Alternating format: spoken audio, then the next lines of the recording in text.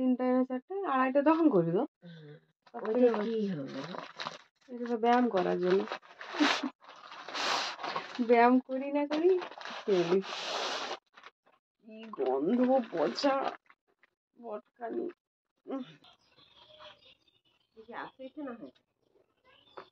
ডেলিভারির পর অনেকটাখানি wait put on করেছি, তাই ভাবলাম যে একটুখানি এক্সারসাইজ করে ওজনটা কমাবো।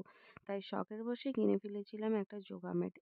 এক্সারসাইজ কতটা করবো জানি না, তবে এই যোগা ম্যাটটা দেখে মোটিভেশন পেয়ে হয়তো রোজ রোজ এক্সারসাইজটা শুরুও করতে পারি। হেলদি খাওয়া দাওয়া তো শুরু করেছি, এবার এক্সারসাইজটাও শুরু করতে হবে। কিন্তু এটা যখন এলো, এরপর এটাকে যখন ওপেন করলাম, এত ভীষণ পচা গন্ধ এর মধ্যে থেকে। এটা গিয়েছিলাম ধুতে, ধুতে গিয়ে তো আমার অবস্থা ভীষণ খারাপ।